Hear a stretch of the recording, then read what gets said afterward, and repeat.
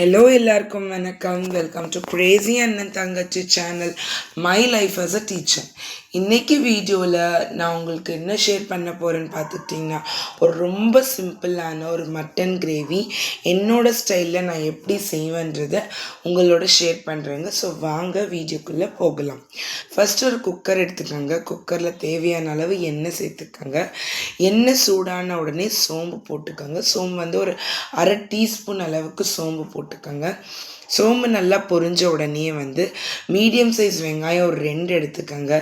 2 வெங்காயமும் நல்லா குட்டியாக சாப் பண்ணி இந்த சோம்போடு சேர்த்துக்கோங்க. ஸோ வந்து ஆனியனை வந்து நல்லா கொஞ்சம் பொறுமையாக நம்ம வந்து பொரிச்சுக்கணும். நம்ம கிட்டேயே இருந்து பொரிச்சுக்கணும். ஏன்னு பார்த்துக்கிட்டிங்கன்னா, ஆனியன் வந்து எவ்வளோ நல்லா நம்மளுக்கு கேரமலைஸ் ஆகி, அதாவது வந்து நல்லா ப்ரௌனாக வருதோ, தீயக்கூடாதுங்க. எவ்வளோ நல்லா ப்ரௌனாக பொரியுதோ அந்த அளவுக்கு நம்மளுக்கு வந்து கிரேவி கிடைக்கும். நம்ம ஒரு வேளை சரியாக ஆனியனை வந்து பொரிச்சிக்கலை அப்படின்னா வெங்காயம் வந்து அந்த கிரேவியில் அப்படியே நெத்தலாக மேலே மேலே தெரியும். ஸோ அப்படிலாம் இருக்காத அளவுக்கு நல்லா பொரிச்சுக்கணும். இப்போ ஒரு குவிக் மசாலா ஒன்றும் இல்லைங்க. பெருசாக ஒரு சின்ன துண்டு பட்டை, 4 லவங்கம், 2 மீடியம் சைஸ் தக்காளி. இந்த தக்காளியை வந்து கொஞ்சம் மிக்சியோட பல்ஸில் நம்ம போட்டு எடுத்துக்கிட்டோன்னா கொஞ்சம் கிரேவின்றது வந்து நம்மளுக்கு நல்லா கிடைக்குங்க. அதுதான் ரீசனு. ஏன் இந்த பட்டை லவங்கத்தையும் வந்து நான் மிக்சியில் போடுறேன்னா, சாப்பிட்டுட்டே இருக்கும் போது ஒரு வாயில் ஒரு பட்டையோ லவங்கமோ மாட்டும் போது ஒரு டிஸ்டர்பாக பசங்களுக்கு ஆகிடக்கூடாதேன்ற ரீசன்னால தான் அதையும் வந்து தக்காளியோட சேர்ந்து ஒரு பல்ஸில் போட்டு எடுத்து வச்சுக்கிறேங்க. ஸோ இப்போ பாருங்கள், வெங்காயம் நல்லா பொரிஞ்சிருச்சு. நம்ம வந்து ஒரு 1.5 டேபிள் ஸ்பூன் வந்து இஞ்சி பூண்டு விழுது அதோட நல்லா பொரிஞ்ச உடனே அதோட வந்து கொத்தமல்லி புதினா நல்லா சேர்த்து பொரிச்சுக்கணுங்க. நல்லா இதெல்லாம் வந்து பொரியும் போது இந்த ஆயிலில் வந்து இந்த எல்லா ஃப்ளேவர்ஸும் இறங்கும் போது மட்டன் கிரேவி வந்து நம்மளுக்கு அவ்வளோ ஒரு டேஸ்ட்டாக இருக்கும். ஸோ இப்போ நம்ம வந்து மிளகாத்தூள் சேர்த்துக்கலாங்க. சிம்மில் வச்சுட்டு நம்மளுக்கு எவ்வளோ காரம் தேவையோ அந்த அளவுக்கு தூள் சேர்த்துக்கலாம். நான் எப்போவுமே இந்த தூள் வந்து ரெடியாக அரைச்சி வச்சுருவேங்க. அதாவது வந்து இந்த தூள் வந்து கிரேவி, சாம்பார், குழம்புக்கு எனக்கு எல்லாமே செட் ஆகும்.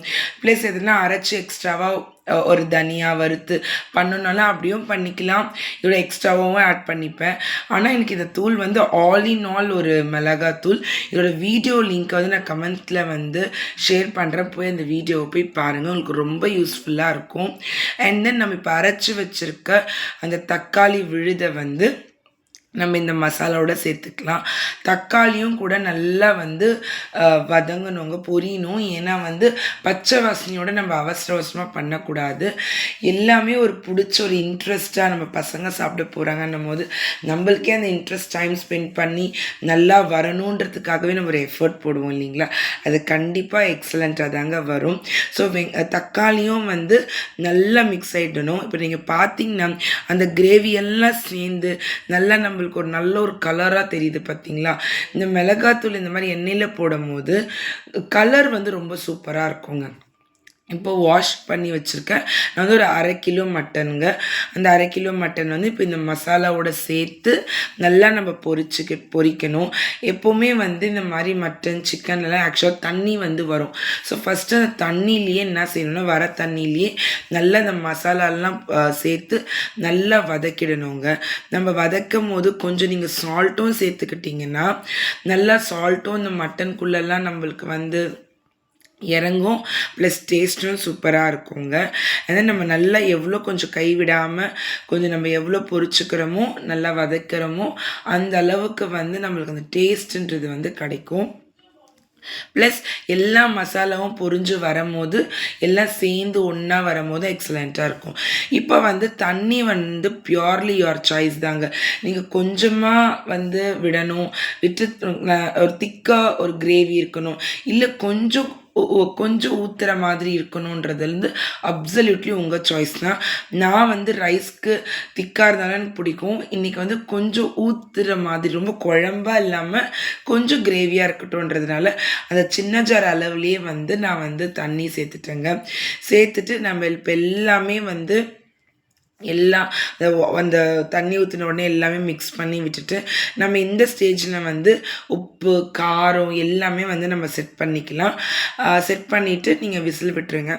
மட்டன் வந்து ஆஸ் யூஷுவல் எப்போவுமே வந்து ஒரு 5லேருந்து 7 விசில்ஸ் விட்டால் தான் வந்து நம்மளுக்கு நல்லாயிருக்கும், நல்லா சாஃப்டாகவும் வெந்து வரும்.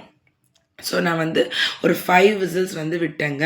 ஸோ 5 விசில்ஸ் விட்டதுக்கப்புறம் நான் எடுத்து பார்த்தேன். எப்படி இருந்ததுன்னா கொஞ்சம் குழம்பு வந்து ரொம்ப குழம்பா இருந்துச்சு. பட் என்னோடய ஐடியாலஜி அவ்வளோ கிடையாது. நான் ஒரு 5 to 10 மினிட்ஸ் வந்து என்ன செஞ்சேன்னா அப்படியே ஸ்டவ்லேயே குக்கர்லேயே வச்சு கொஞ்சம் கொதிக்க விட்டுட்டேன். அப்போ என்னாச்சுன்னா நான் என்ன எக்ஸ்பெக்ட் பண்ணுறேனோ எப்படி ஒரு கிரேவியாக கொஞ்சம் ஊற்றி சாப்பிட்ற மாதிரி இருக்கணுமோ அந்த மாதிரி வந்துருச்சு. கடைசியாக கொத்தமல்லி புதினா சேர்த்து இறக்கிட்டோன்னா அல்டிமேட்டான ஒரு மட்டன் கிரேவி வந்து ரெடி ஆகிடும். இது வந்து சப்பாத்தி தோசை ரைஸ்க்கெல்லாம் சூப்பராக இருக்குங்க. ஸோ இவ்வளோ நேரம் என்னோடய வீடியோ கூட சேர்ந்து பார்த்ததுக்கு ரொம்ப பெரிய தேங்க்ஸ். நான் எப்போவும் சொல்கிற மாதிரி தான் என் வீடியோக்கு சப்போர்ட் பண்ணுங்கள், மறக்காமல் like and subscribe. And then இந்த சிம்பிளான மட்டன் கிரேவியை ஒரு தடவை நீங்கள் ட்ரை பண்ணி பாருங்கள். கட்டாயமாக எல்லாருக்குமே ரொம்ப ரொம்ப ரொம்ப ரொம்ப பிடிக்கும். அவ்வளோ டேஸ்ட்டாக இருக்கும். ரொம்ப ரொம்ப சிம்பிளான வேலை. ஸோ ட்ரை பண்ணி பாருங்கள். ஸோ தேங்க்யூ வாட்சிங் my channel. Like and subscribe.